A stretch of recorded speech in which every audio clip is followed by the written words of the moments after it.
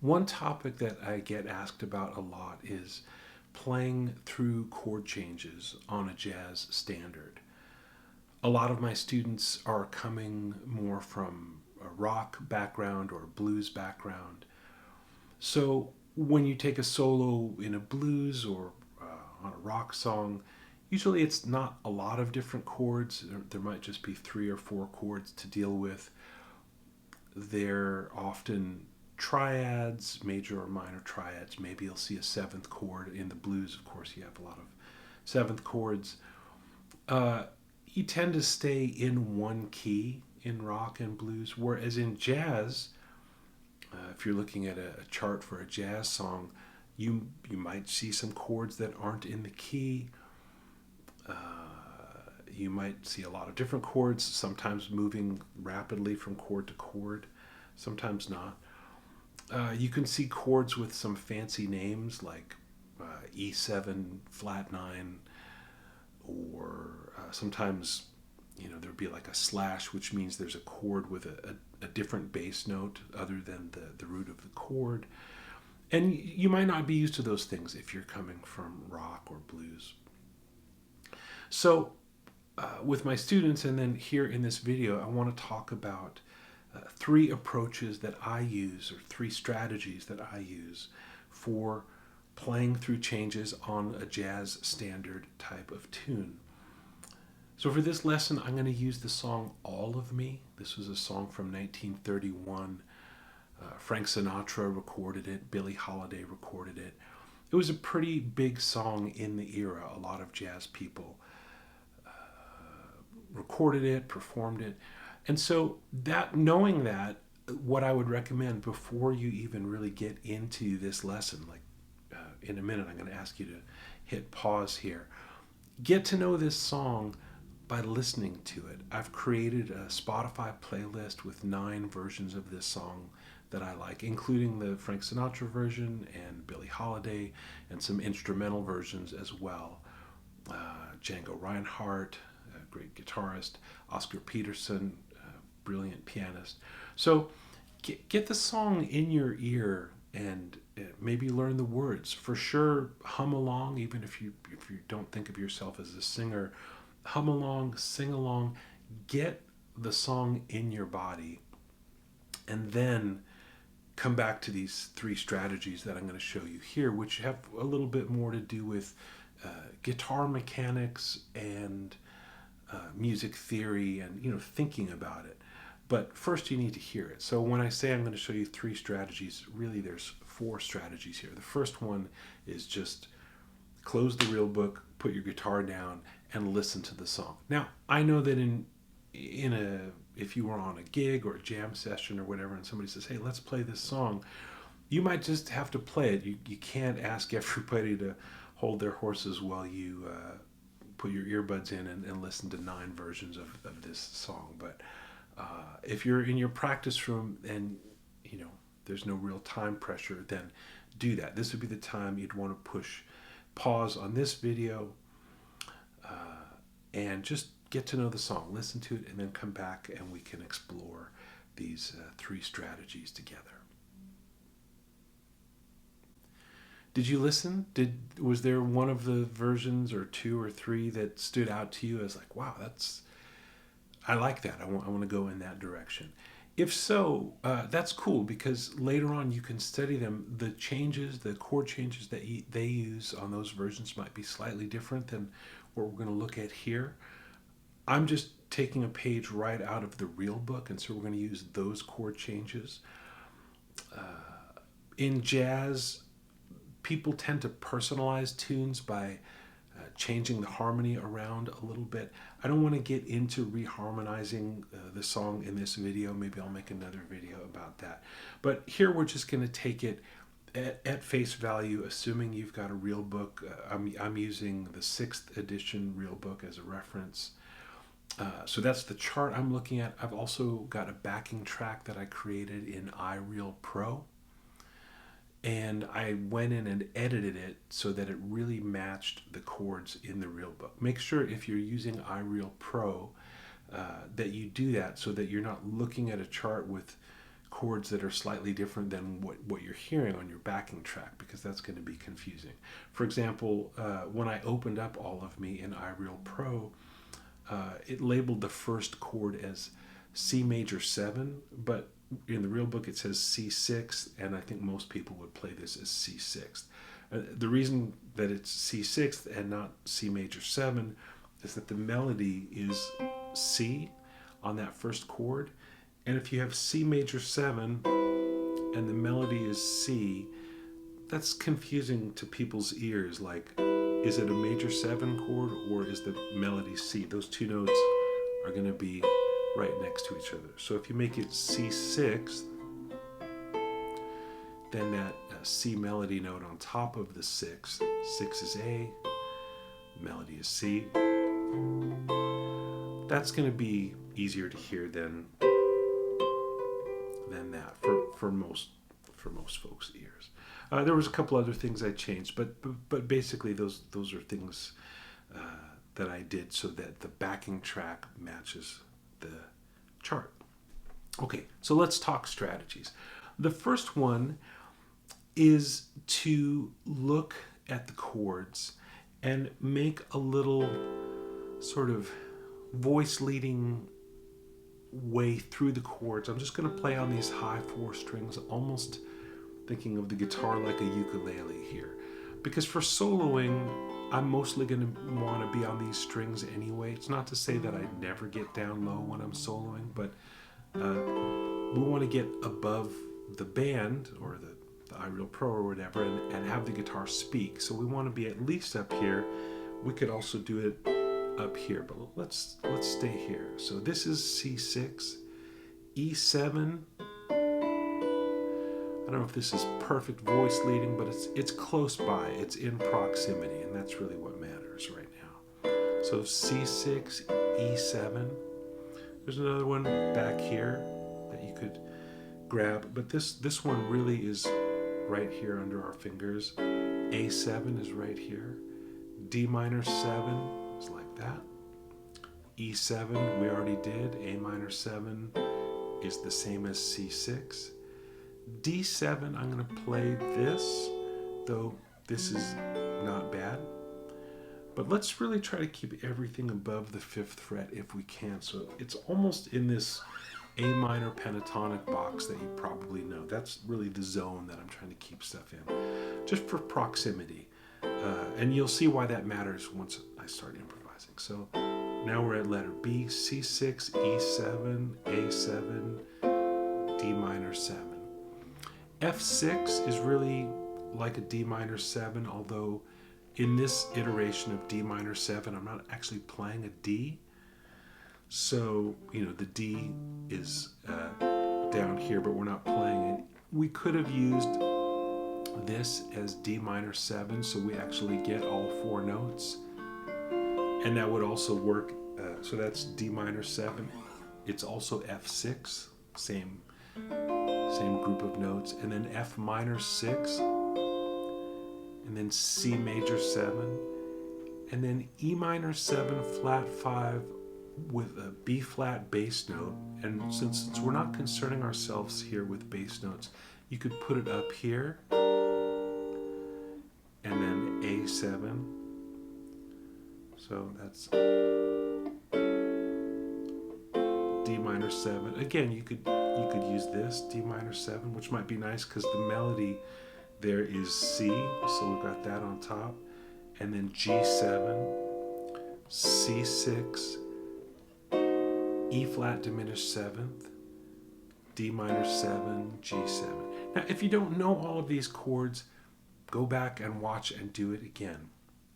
Make sure you get those, because we can use those as notes to play off of when we're improvising. So this is strategy 1, is just use chord tones, and by finding them all in a close proximity, it's going to be a lot easier to make music out of them.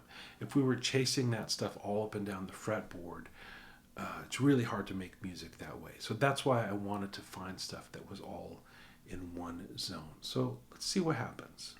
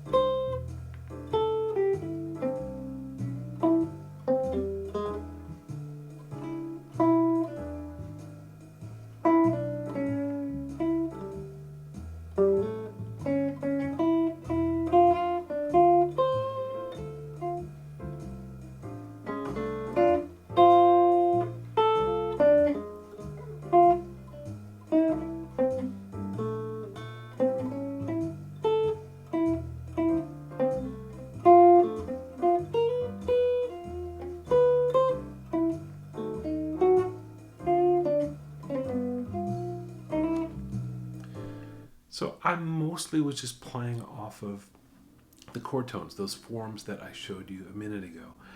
Occasionally I connected things through scales or just neighbors. And that would be the next step. The first thing would just be to get comfortable getting around with the chord tones. This is a great tune to do this kind of study with because on the whole, you get 2 bars per chord. Lots of time to get into something on whatever chord you're on and also think ahead to the next chord. The last 8 bars, things move pretty quickly. But before that, up until the last 8 bars, you get 2 bars per chord. So that's a lot of time to explore. So the next thing would be, once you can do that, maybe decorate the things with some stuff from the chords. So C6, decorate some stuff using the scales relating to the chords. So C6, we just could play C6, or we could think of a C major scale, or C major pentatonic. Any of that stuff could be good on C6. When we get to E7, I might, if I needed to think in a scalar way, I would probably think A harmonic minor. Because that E7 chord in the key of C kind of sounds like it wants to go to A minor, right? C, E7, A minor. That seems like the logical place. It doesn't go there in the song, it goes to A7. But since that's kind of the expectation when I hear E7 in the key of C, and you might say, well, wait, why? So think about this. We're in the key of C. We have these notes, C, B, A, G, F, E, D, C. When we go to E7, we need a G sharp because that's a note in the E7 chord. That's a note that's not in the key of C. So we need a scale that addresses that G sharp. But other than that, we could try to stay in the key. The other notes of E7 are E, B, and D. Those are all in the key of C. So we might not need a whole new scale here. We might need just a C scale with G sharp in it, which sounds like this.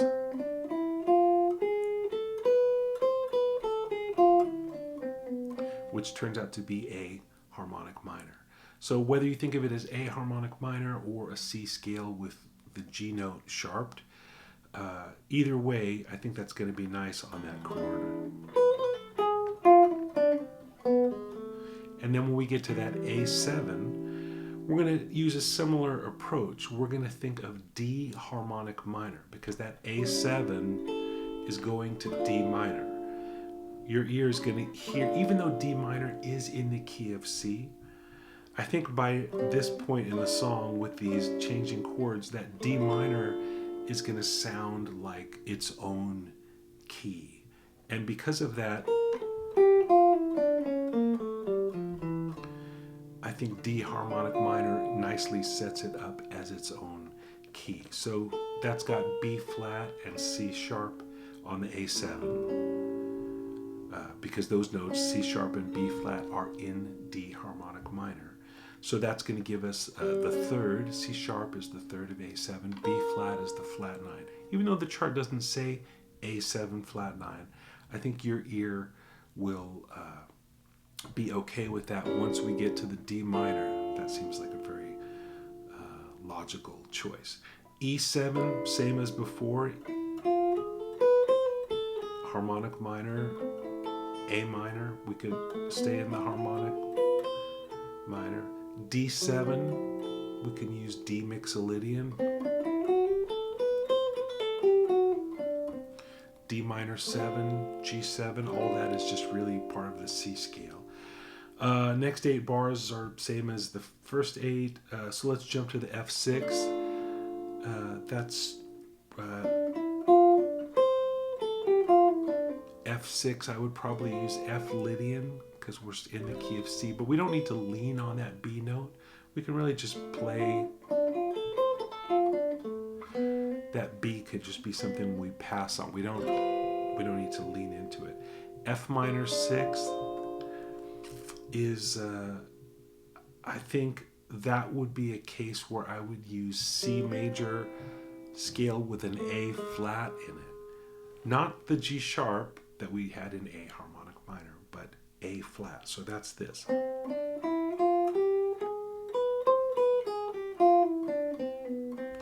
So that's C harmonic major. If you've never heard of that, or if that's just like a too wild of an idea, you can put it on the back burner. Just know that F minor sixth has an A flat in it. So you can't just breeze through C major on that chord. It's not going to sound right. And then this is all C major 7, E minor 7, flat 5 over B flat.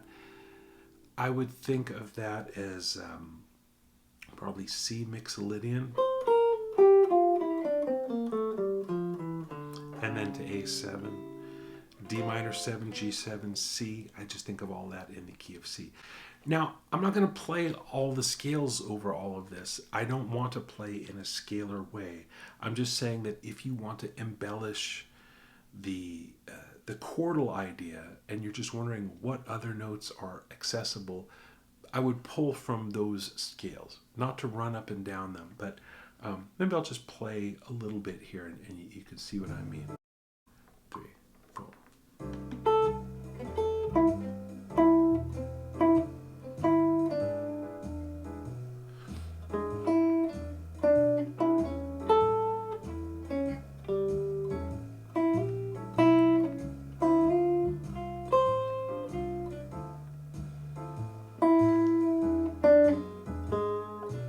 Still playing chord tones. So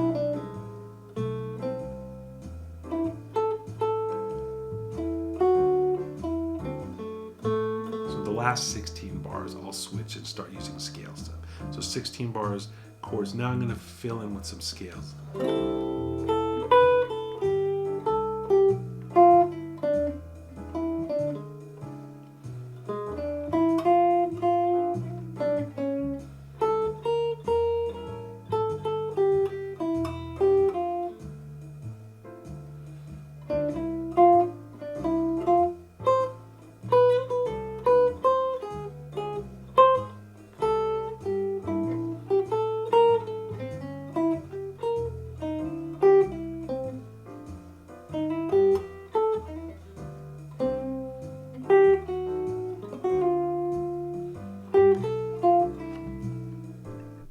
So you can hear, I'm just adding some of the scale tones. It's a lot.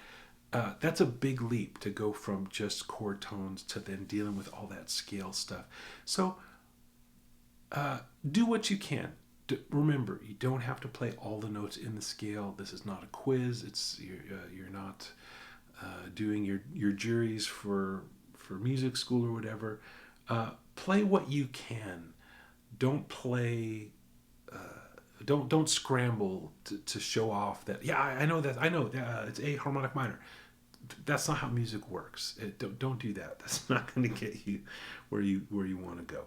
Just play what you can. Okay, that's a lot. You could stop here, and that would be for a lot of people plenty of stuff to work on. But I said there was going to be 3 strategies, and so let's go to strategy number 2, which is just thinking about rhythm.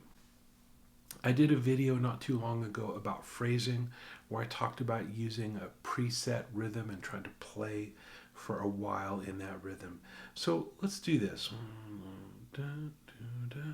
This is going to be our rhythm.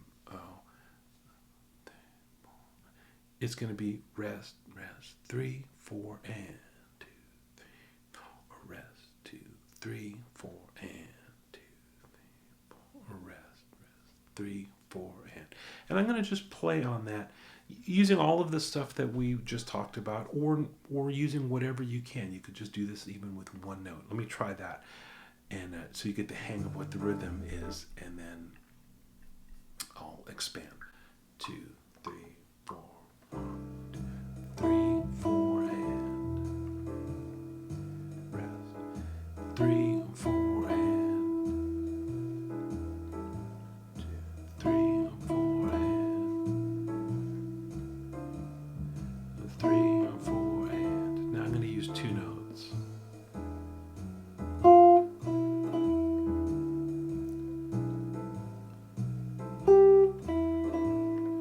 More notes.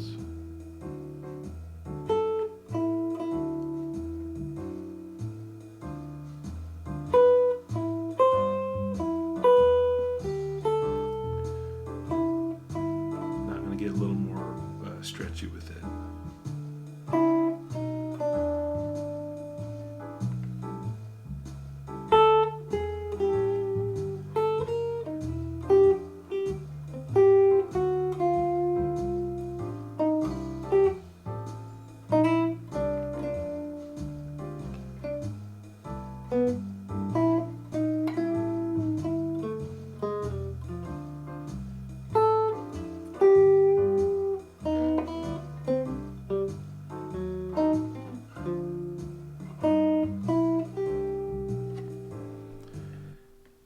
Simple. Try that out. See what you can do just taking a rhythm. That rhythm was just one I pulled out of thin air. You can always use the rhythm of the tune. So the rhythm of the tune is quarter note, eighth, eighth, tie. So 1, 2, and. So let's try that. I'm going to not play the melody, but use the rhythm of the melody. 2, 3, 4.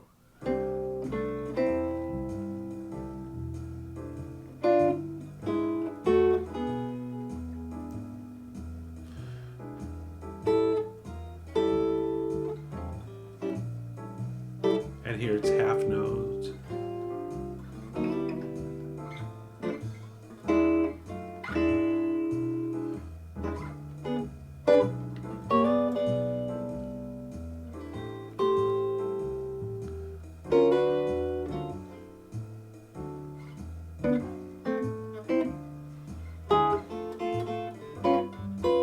And back to this rhythm.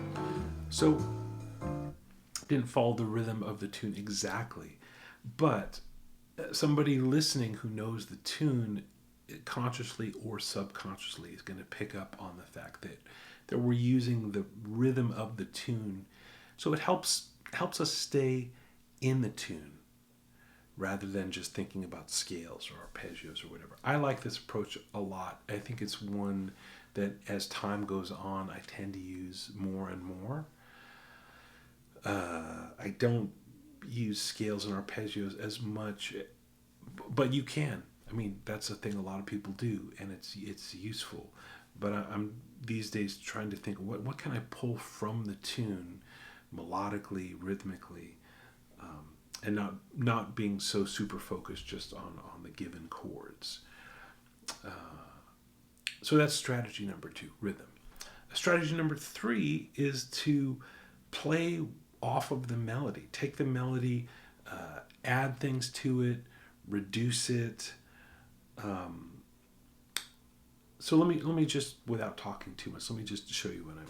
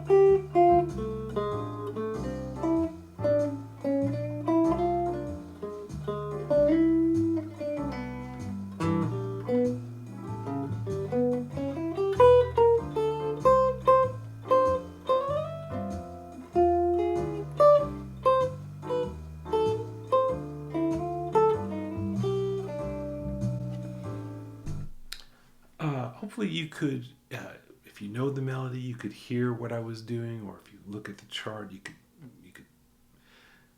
see that I was kind of stretching and contracting and just using it as a guide, but not as something to play literally.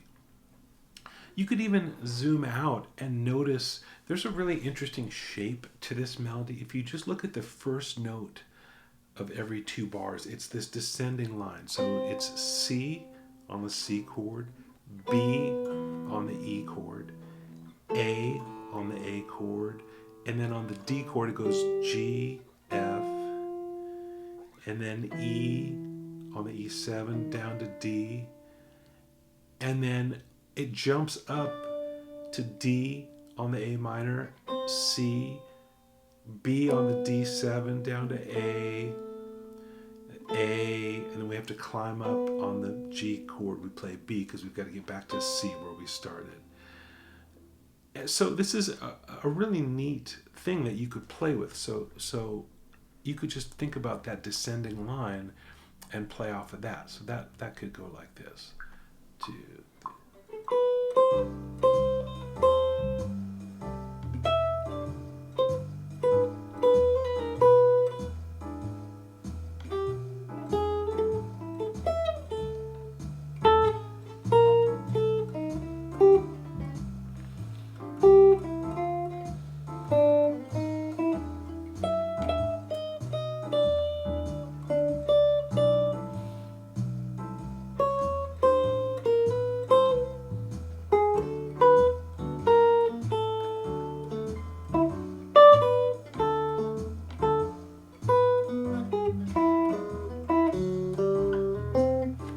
Right?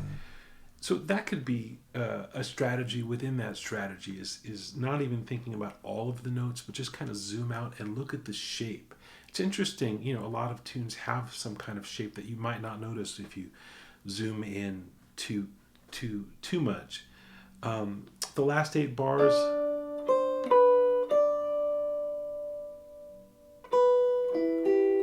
So there's this that shape thing changes.